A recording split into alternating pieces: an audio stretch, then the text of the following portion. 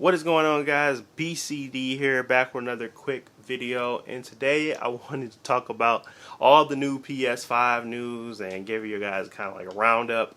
Obviously there's a few things that came out that I kind of want to talk about that seems very interesting, but really to give you guys a roundup of everything. The DualSense seems like it's fire. Everybody's giving it praises. You want to play Astro's Playroom as soon as you get it. Your PS5, boot that up, use the DualSense.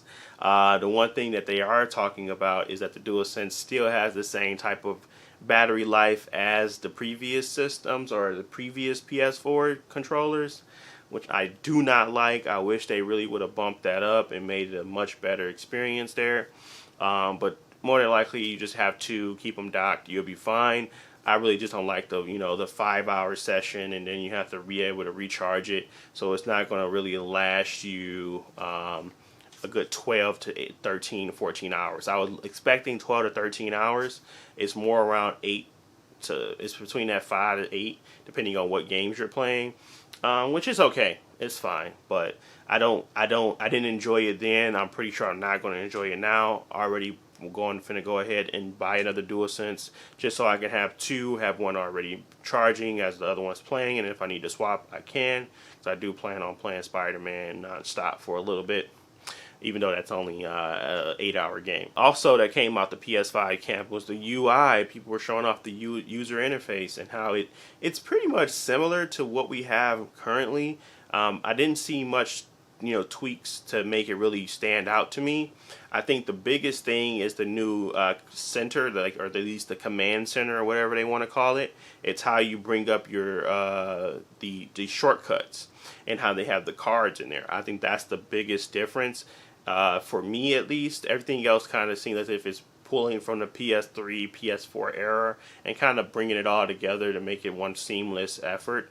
But I don't really see that it's that big of a leap nor that different. I feel like it's very similar, but got a fresh coat of paint on the front end. Definitely still looks cool though.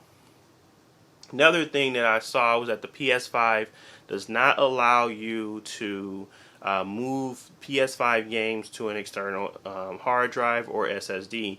You have to have them played and stored on the PS5 internal SSD. That's only 600 and so. It's only 600 and so gigabytes.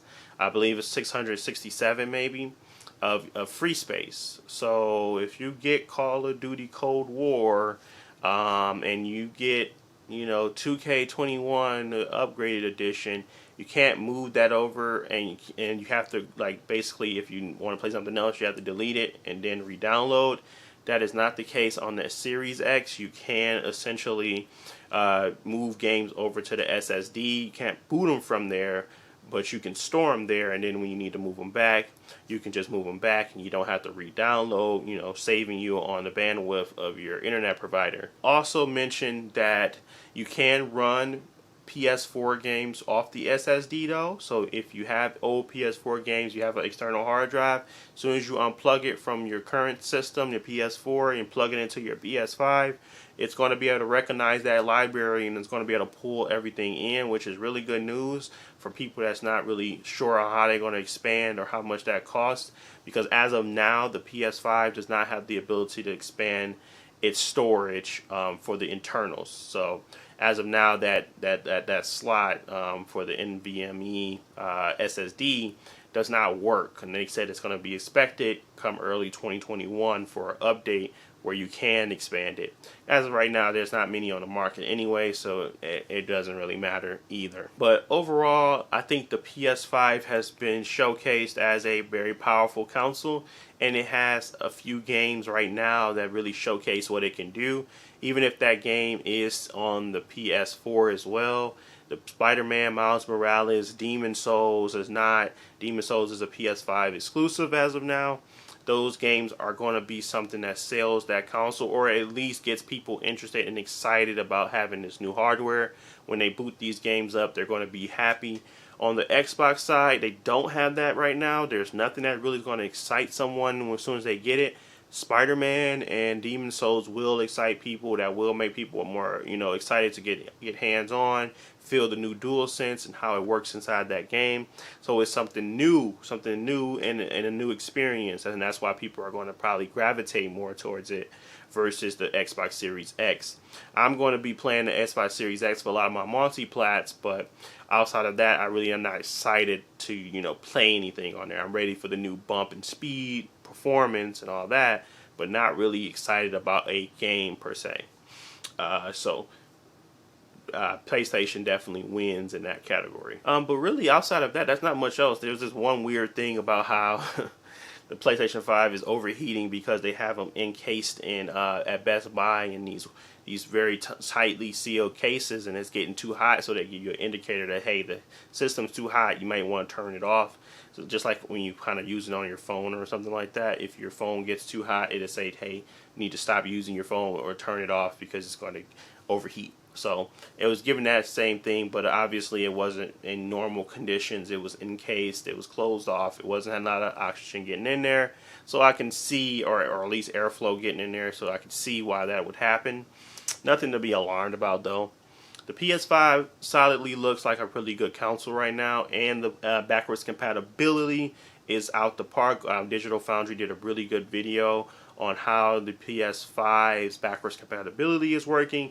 It's kind of taking that PS4 Pro approach where it's, taking those enhancements that's for the PS4 Pro, but the good thing about that is the enhancements for most of the PS4 Pro games wasn't as ambitious, I would say, as the Xbox One X. So they run a lot smoother, they stick to the 60 frames per second a lot better, and yes, it's a lower frame rate most of the time than the Series X, but at the same time, it's a better performing because it's always going to stick to the 60. They was talking about how Sekiro, between the two of them, one runs at 1800p natively, one has a checkerboard dynamic 1800p, and the PS4 now, PS4 Pro version, that's running in PS5 backwards compat, is now the better option because simply it sticks to that 60 frames per second much better than the Xbox Series X could.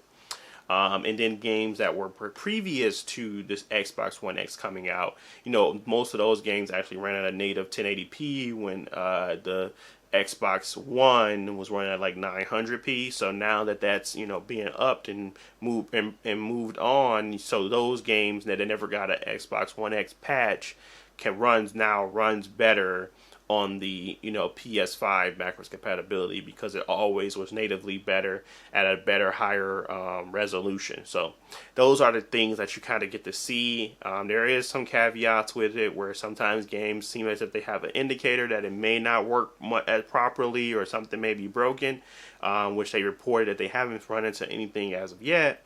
But that's always something you want to keep in your back of your mind. They didn't test as much as Xbox did, so you want to always keep that in mind too.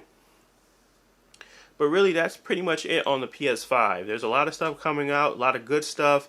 The headset audio, the 3D audio feedback, all that good stuff. And I'm really looking forward to getting my hands on some of this stuff, playing with that spatial audio and seeing how it really sounds. I do want to get the headset, but I really can't find one right now, so that's a problem. But a lot of that stuff seems like it's exciting, it's new, it's fresh, and people are really wanting to get their hands on it. So I'm liking what I see. Can't wait till not Tuesday but Thursday so I can get my hands on mine as well. That's pretty much it for the video. I want to thank you guys for watching. If you enjoyed the content, please don't forget to like and subscribe.